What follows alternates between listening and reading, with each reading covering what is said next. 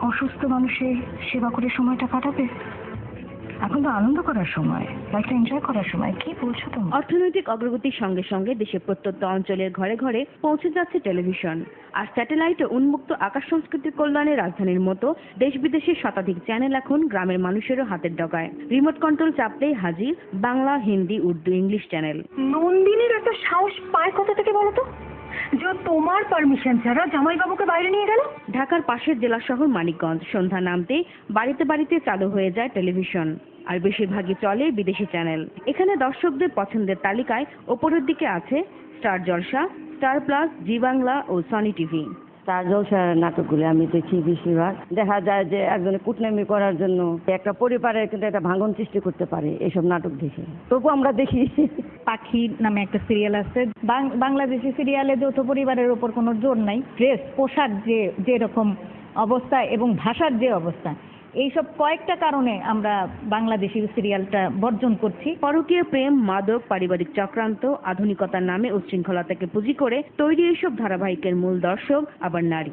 তাই অবক্ষয়ের শুরুটা হচ্ছে পরিবার থেকে। আমার কাছে সবচেয়ে দুটা সিরিয়াল খুব ভালো লাগে, দিয়ে ওর বাগদি হাম আর বাংলা সিনেমা পাখি। ওদের পোশাক আশাক, কথাবার্তা সবকিছু মিলে পুরো সেটটাই আমার কাছে ভালো লাগে।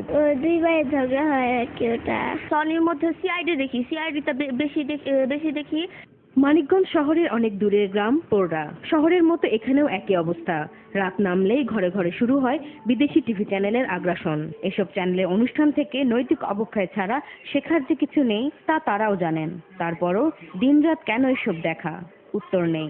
জি বাংলা দেখি, আর হইলে যে নাটক দেখি রাশি, তারপরে রাগ অনুরাগ, ঝগড়াঝাটি, তারপরেও দেখতে ভালো লাগে। চেষ্টা করি টকশোগুলো দেখার, তারপরে খবর, বাদ বাকিগুলো সিরিয়াল, টিভি, স্টার জলসা এইগুলো দেখা হয়। প্রত্যেকটা সিরিয়ালে একই, যেমন একটা পরিবার থাকবে, ওটার মধ্যে ঝগড়াঝাটি এই ধরনেরটাই বেশি দেখা যায়। প্রতিবেশী দেশের প্রায় সব চ্যানেল অবাধে দেখা গেলেও এদেশের চ্যানেলগুলোকে আটকে রাখা হয়েছে কঠিন শর্তের বেড়াজালে।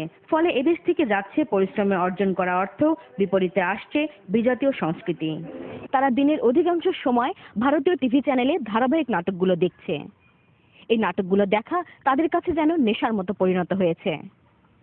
একদিকে যারা তেমন দিনের অধিকাংশ সময় এই নাটকগুলো দেখার পেছনে সময় ব্যয় করছেন, তেমনি ভাবে মনের অজান্তেই হয়তো বা তারা ভারতীয় সংস্কৃতির সঙ্গেই মিশে যাচ্ছেন।